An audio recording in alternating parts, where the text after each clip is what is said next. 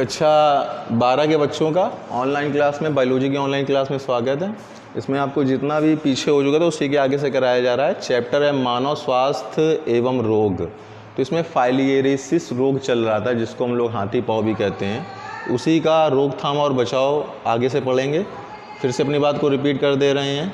जितनी चीज़ें पढ़ाई जा रही हैं उसको कंप्लीट करते रहें, पूरा करते रहें। कोई चीज़ अगर ऐसी है जो समझ में नहीं आ रही है, विद्यालय खुलने वाला है, 15 तारीख से ऑर्डर है, तो जब खुल जाएगा टाइमिंग अपने मैनेजमेंट से पता कर लें क्या टाइमिंग रहेगी सर जी से, तो उसी टाइमिंग पे खुलेगा। और जो भी चीज़ समझ में नहीं आ रही है वो आप आकर पूछ लेंगे, तो उसको रिपीट कर दिया जाएगा और कोशिश की जाएगी और अच्छी तरीके से आपको समझाया जाए।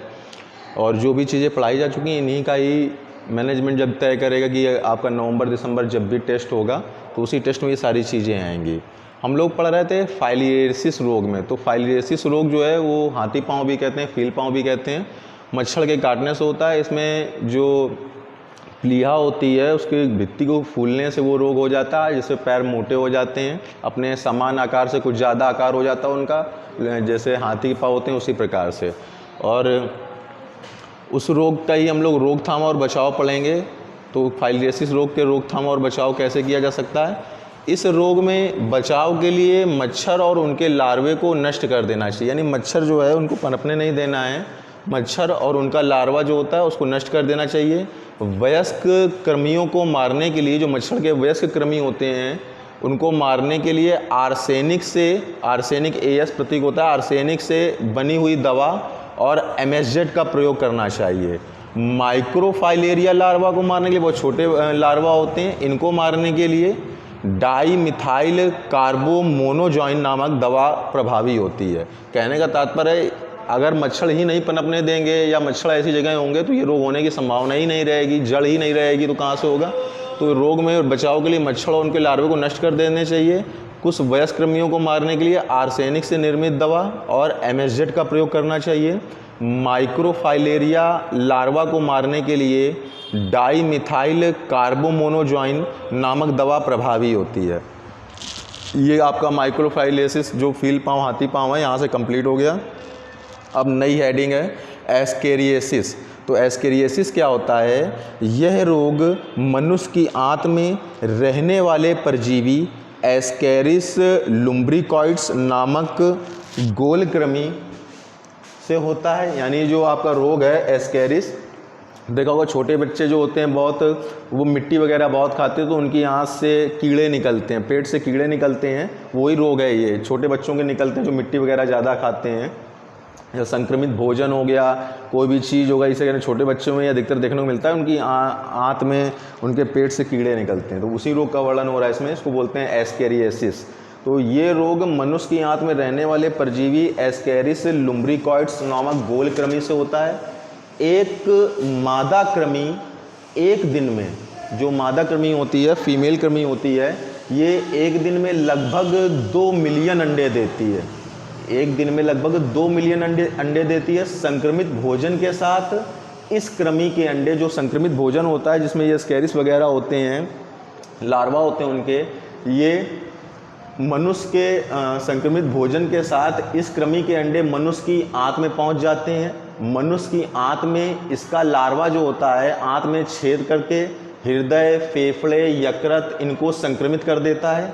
यह परजीवी आंत में पचे हुए भोजन पर निर्भर रहता है। कहने का मतलब ये है, ये डिप्लॉयड होता जाता है, इनका आकार बढ़ता है, ये वयस्क होते हैं, 1 से 2 होते हैं, 2 से 4, 4 से 8, 8 से 16 से 32, संख्या इनकी बढ़ती जाती है। तो पोषण के लिए जो हमारी आंतों में, हमारे यकृत में भोजन पचा हुआ होता है, ये उससे अपना भोजन प्राप्त करते हैं।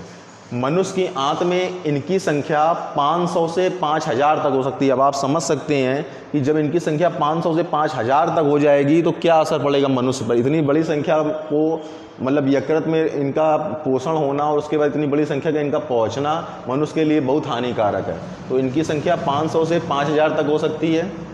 अब इस रोग के लक्षण और रोग जनकता क्या होती है, क्या इनके लक्षण हैं, कैसे पता चलता है कि ये रोग हो गया है। तो इस रोग में जो रोगी होते हैं इनके पेट में दर्द होगा। जिनको भी ये एस्केरिस जिनके पेट में आ जाएगा, इनका लार्वा जिनके पेट में आ जाएगा, उनको पेट में दर्द होगा, उल्टियाँ होती हैं, अपेंडिसाइटिस होता है, अतिसार होता है, गैस्ट्रिक अल्सर हो जाएगा, घबराहट, ऐंठन आदि बनी रहती है और हमेशा वमन की इच्छा रहती है, यानी उनको हमेशा ऐसा लगता है कि उनको वमन आ रहा है, मतलब पलटी आ रही है।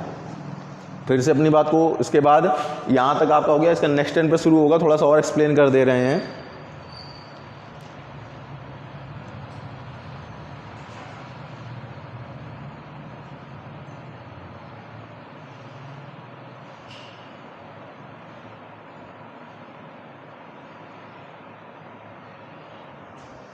तो रोगजनकता जगह नहीं थी इसलिए नहीं हो रहा, आगे बता दे रहे हैं। अब ऐसे में क्या होता है, अतिसार की भी इच्छा होगी, वमन की भी इच्छा होगी, अतिसार। रोगी को हमेशा लगेगा कि उसका पेट दर्द हो रहा है और उसको बाथरूम वगैरह जाना है, लेकिन वो चीज़ इसी के कारण, जब तक इसकी रोग निवारण नहीं होगा, इसका हल नहीं होगा, ये निकलेगा नहीं पेट से, तब तक उसको वमन की और अतिसार की इच्छा हमेशा बनी रहेगी। फिर से अपनी बात को रिपीट कर दे रहे हैं। मानव स्वास्थ्य रोग चल रहा था, फाइलियरियासिस चल रहा था, रोकथाम बचाव क्या है? इस रोग में बचाव के लिए मच्छर और उनके लार्वे को नष्ट कर देना चाहिए। वयस्क कृमियों को मारने के लिए आर्सेनिक से निर्मित दवा और MSZ का प्रयोग करना चाहिए। माइक्रोफाइलेरिया लार्वा को मारने के लिए डाईमिथाइल कार्बोमोनोजाइन नामक दवा प्रभावी होती है। ये कंप्लीट हो गया। यहाँ से नई हेडिंग है एस्केरियासिस। एस्केरियासिस एक रोग है जो छोटे बच्चों में अधिकतर होता है, जो मिट्टी वगैरह ज़्यादा खाते हैं, संक्रमित भोजन के करने से होता है। इसमें क्या होता है, यह रोग मनुष्य की आंत में रहने वाले परजीवी एस्केरिस लुम्ब्रिकॉइड्स नामक गोल कृमि से होता है। एक मादा कृमि एक दिन में 2 मिलियन अंडे देती है। संक्रमित भोजन के साथ इस कृमि के अंडे मनुष्य की आंत में पहुंच जाते हैं। मनुष्य की आंत में इसका लार्वा छेद कर देता है, जिससे हृदय, फेफड़े, यकृत ये संक्रमित हो जाते हैं। यह परजीवी आंत में पचे हुए जो भोजन होता है, मनुष्य की आंत में जो पचा हुआ भोजन है उस पर निर्भर रहता है, उसी से अपना भोजन प्राप्त करता है। और इनकी संख्या जो है, जब भोजन प्राप्त करके उनकी संख्या बढ़ेगी, 1 से 2 होंगे, 2 से 4 होंगे, प्रजनन करते हैं, संख्या बढ़ती जाएगी और वो संख्या 500 से 5000 तक हो सकती है। तो इस रोग लक्षण और रोग जनकता क्या होती है, इस रोग में रोगी को पेट में हमेशा दर्द बना रहेगा, उल्टियाँ होंगी, अपेंडिसाइटिस होती है, अतिसार होता है, गैस्ट्रिक अल्सर होता है, घबराहट होता है, ऐंठन होती है, ये सारी चीज़ें होती हैं। व्यक्ति रोगी को हमेशा वमन की यानी पलटी की इच्छा बनी रहेगी। उसको हमेशा ये लगता है कि उसको अतिसार है, हमेशा बाथरूम जाने का लगेगा, लेकिन बाथरूम ऐसा कुछ मतलब इच्छा ये होती है कि उसको हमेशा बाथरूम जाना है, लेकिन ऐसा होता नहीं है, इच्छा बनी रहती है। ये होता है छोटे बच्चों में। ये रोग हो जाने से जब उसको वमन और अतिसार, बार बार वॉशरूम जाना पड़ेगा, तो बच्चा बहुत दुर्बल हो जाता है। और ये रोग इतना खतरनाक है कि इतना दुर्बल हो जाने से व्यक्ति की अंततः मृत्यु भी हो सकती है। ये सब इसकी रोग जनकता। तो जो भी चीज़ें समझ में नहीं आ रही हैं वो एक बार फिर से पूछ लेंगे। इसके आगे से सैटरडे को स्टार्ट होगा, वहाँ आपको बता दीजिएगा। Thank you.